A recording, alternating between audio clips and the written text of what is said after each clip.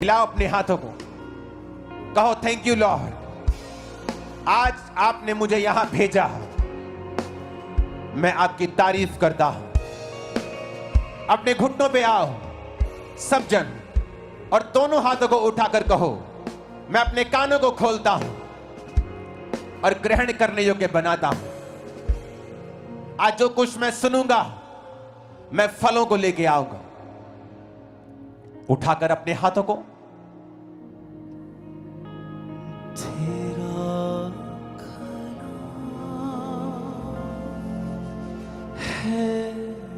Hallelujah. Apostle जी, इस बहन की बहुत ही अमेजिंग टेस्टमनी है। इस बहन का नाम प्रियंका है और ये बहन खुद एमबीबीएस डॉक्टर हैं। और अपोस्टल जी, जब ये 2025 में मई महीने में जब ये कनाडा गए तो वहां पर इनको एक बहुत भयानक बीमारी हुई जिसका नाम एक्यूट फेब्राइल एन्सेफेलोपैथी ऐसा करके एक बीमारी का इनको रोग शुरू हुआ था, जिसकी वजह से इनकी ब्रेन में बहुत ही जो कंडीशन थी वो सीवियर हो चुकी थी और इसकी ऐसी हालत में व्यक्ति जो था वो पागल होना शुरू हो जाता है। जब दिसंबर 2024 में ये कनाडा से वापस आए तो वहां पर इंडिया में आते ही बहुत बीमार रहना शुरू हुए। मई 2025 में इनकी हालत इतनी ज्यादा खराब हो गई, इन्होंने एक इंजेक्शन लगवाया था, उसकी बाद से इनको हाई ग्रेड फीवर 104 105 रहना शुरू हुआ। सिर के बालों से लेकर नीचे पैरों की तलियों तक इनको ऐसा लगता एक एक हड्डी में भयानक पीड़ा थी, चल नहीं पाते थे, सहन से बाहर थी वो पीड़ा और इनको लगता था कि इनकी नसें फट जाएंगी।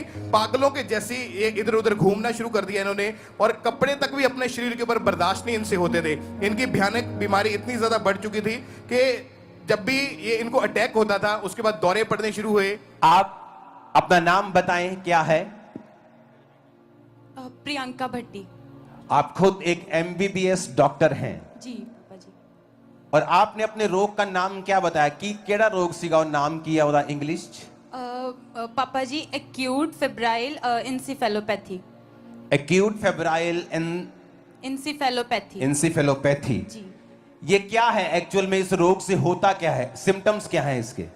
इसके सिम्टम्स कैसे? ब्रेन स्वेलिंग होती है, बंदा लाइक कोमा में भी जा सकता है और एक घंटे बाद आपको सीजर पड़ रहे थे। जी बिल्कुल। और आपकी बॉडी के जो ऑर्गन्स है, किडनीज हैं, लंग्स हैं और जो ब्रेन है, इन तीनों ने काम करना बंद कर दिया था। हाँ जी। और आप हॉस्पिटलाइज थे? मैं हॉस्पिटलाइज थी। तो ये जो लोग सोचते हैं कि चर्च में अनपढ़ लोग जाते हैं, जिनको कोई नॉलेज नहीं होती, जिनको कोई मेडिकल की समझ नहीं होती, शायद उनके पास पैसा नहीं होता, वो हॉस्पिटल नहीं जाते और चर्च वाले उनको कोई पैरासीटामोल की गोली देकर ठीक कर देते हैं और फिर वो गवाही देते हैं।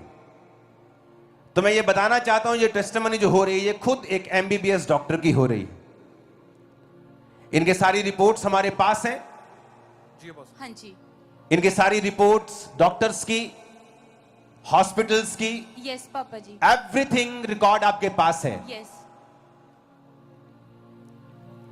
और जब सीजर पड़ते थे, जो ब्रेन डैमेज हुआ, जो किडनी काम नहीं करती थी, लंग्स काम नहीं करते थे, वो सारा कुछ डॉक्यूमेंटेड आपके पास है। हाँ जी पापा जी। लाखों रुपया आप डाइपर्स लगाते थे क्योंकि आपको पैरालाइज हो चुका था। हाँ जी। और डॉक्टर ने क्या कहा था कि आपके इंटरनल जो ऑर्गन डैमेज है, मेमोरी लॉस हो जाएगी, लंबे समय तक दवाइयां चलेंगी और पैरालाइज। हाँ जी, ऐसे बोला था उन्होंने। बोला था कि आपका जो राइट साइड थी वो पैरालाइज थी, पैरालाइज हो रहे, अटैक आ रहे थे और आप उठने, और आपको डाइपर लगा के। मुझे डाइपर कौन लगाता था डाइपर? मम्मा आपको लगाते थे। आपके मदर आपको डाइपर लगाते थे। Yes papa. जब आप डेथ बेड पे थी, आपने लिखा आपकी माताजी बहुत रोती थी। हाँ जी पापा जी। लेकिन आपकी मम्मी एक बात बोलती थी कि मेरा धर्म बदल जाएगा। नहीं, मैं बोलती थी। आप बोलती थी? मैं बोलती। क्या बोलती थी बताओ। पापा जी, मैं 2023 से कनाडा गई। उसके बाद क्या हुआ कि मेरे को मतलब ये प्रॉब्लम स्टार्ट हुई तो मम्मा आपको फॉलो करते थे। Okay. मम्मा और पापा का बहुत विश्वास था। लेकिन कनाडा जो टोरंटो ब्रांच है, मैं वहां पे गई थी, 3 बार गई थी। वहां पे माहौल देख के मुझे ऐसा लगा कि ये जो परमेश्वर के दास हैं, ये सब कुछ ही क्रिश्चियन वाला करवा देते हैं। मतलब बच्चों के नाम, मतलब धर्म बदल देते हाँ हैं, जी, सारा कुछ क्रिश्चियनिटी में कर देते हैं, तो हाँ मुझे जी। इस धर्म को फॉलो नहीं करना। हाँ जी, मैं बोलती थी कि मैं कैसे करूंगी, ये तो बिल्कुल ही मेरा रिलीजन चेंज हो जाएगा।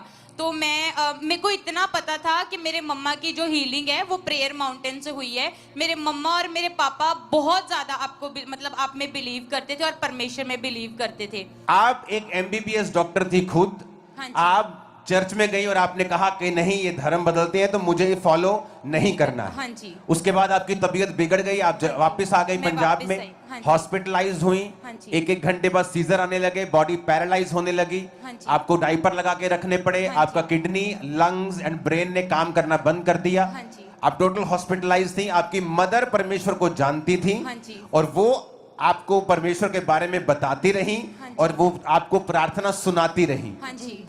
जब आप हॉस्पिटलाइज थे तो कहां से फिर बदलाव शुरू हुआ कि कैसे आपने हीलिंग को रिसीव किया?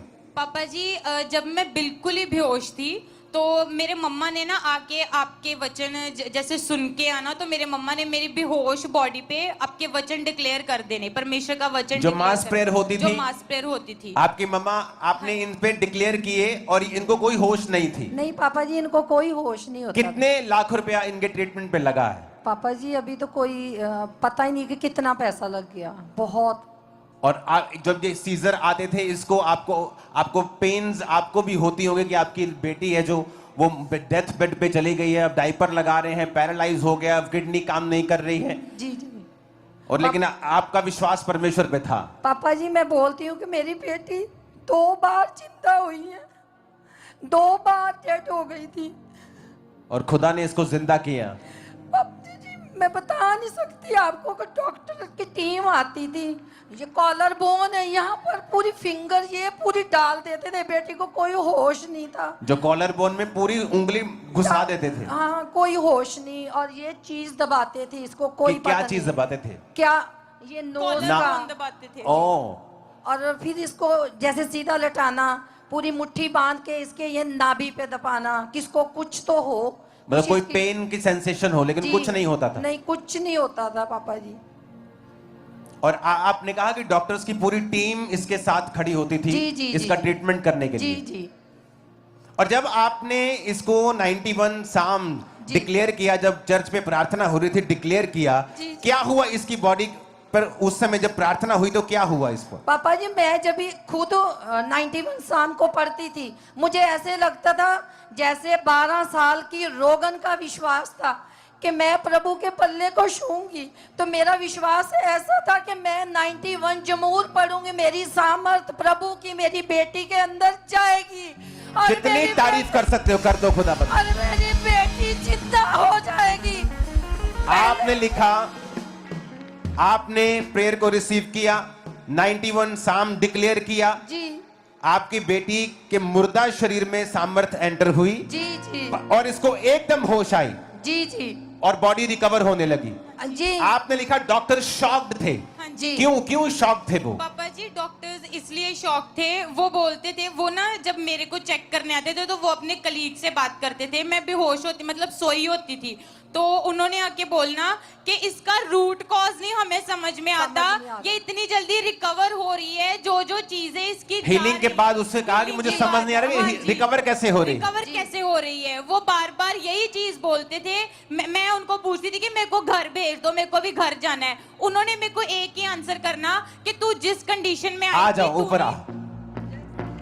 ओ लोग ले आओ सजा। आचक न हो सबूत के सदा यीशु जिंदा है। लोगों आचक न हो सबूत के सदा यीशु जिंदा है।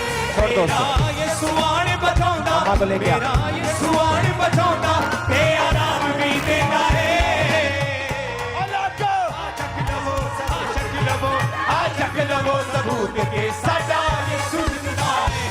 लोगों आचक न हो सबूत के सदा यीशु जिंदा है। जोर से कहो हालेलुया। Hallelujah hallelujah. आप कहाँ रहते, अपना एड्रेस बताओ। पापा जी जहाँ पर अपनी ब्रांच अभी आपके जो पावन पर चरण पड़े, यहाँ मेरा आप मायका- अमृतसर के हो? मैं यहाँ मेरा मायका है। ओ, यहाँ आपका ये मेरा मायका मायका है। है। ओके, आपका नाम क्या है आप बताओ। मेरा नाम नीलम भट्टी है। हम आपकी लड़की का नाम? बेटी का प्रियंका नाम भट्टी। प्रियंका भट्टी है। प्रियंका भट्टी। आपके हस्बैंड यानी इनके पापा का नाम? कुलदीप सिंह भट्टी। कुलदीप सिंह। और आपका जो एड्रेस है राम तीरथ रोड, अमृतसर। हाँ जी। और आपके ससुर जी का नाम क्या है? महेंद्र सिंह। तो जाओ पता करो कि क्या हुआ है, और अगर ये झूठ है तो आ जाओ, फिर बात करते हैं। और अगर ये सच है तो तुम भी जीसस क्राइस्ट पे बिलीव करो कि वो तुम्हारा धर्म नहीं, जीवन बदलने के लिए आए हैं। सुना, कहते जी गरीबों का धर्म परिवर्तित हो, गरीबों को शोषित किया जा रहा है। ये एमबीबीएस डॉक्टर है आपके सामने खड़ी, वो फाइल्स फेंकनी नहीं है जो इसमें टेस्ट हुए थे। आपकी जितनी बड़ी फाइल्स हैं, डॉक्टर्स की चीजें हैं, दवाइयां लिखी हैं, आपकी बीमारी का लिखा है, एवरीथिंग रिकॉर्डेड है, हीलिंग हो गई, फेंकना नहीं है। जी जी। चर्च को भी देना है, आप उसे पिक्चराइज करें, उसकी फोटो लें, पूरा डॉक्यूमेंटेड उसे करें और फिर चेक करें। 2004 में मैं कंप्यूटर इंजीनियर था और जब मैं मसीह में आया मैंने भी चेक किया था। मुझे लगता है शायद ये धर्म बदलते हैं, लेकिन मेरे सामने बैठ जाओ, मैं चर्च में था और एक हिंदू व्यक्ति आया और मेरे पास्टर ने उस पर ले हैंड किया और अगले दिन वो थोड़ा थोड़ा चल रहा था, उसे उठाकर लेके आए थे। मैं शॉक्ड हो गया, मैंने कहा अगर ये झूठ होता तो मेरी आंखें धोखा नहीं खा सकती। मैं कंप्यूटर इंजीनियर हूं, पढ़ा लिखा हूं, क्योंकि मुझे भी यकीन नहीं था। अगर आप 2003 में इस अंकुर नरुला को बोलते कि चंग्याइयां होती हैं, मैं बोलता ये पाखंड है। इसीलिए आज मैं विरोधियों पर गुस्सा नहीं करता हूं, क्योंकि कभी मैं भी उनकी जगह के ऊपर था,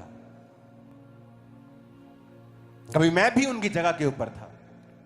अगर वो लोग मुझे मार देते मसीह को गाली निकालने के कारण, तो आज मैं लाखों को प्रचार नहीं कर रहा होता। अगर यीशु मसीह ने धर्म बनाना होता तो हम बोलते। कानून इजाजत देता है धर्म परिवर्तन की,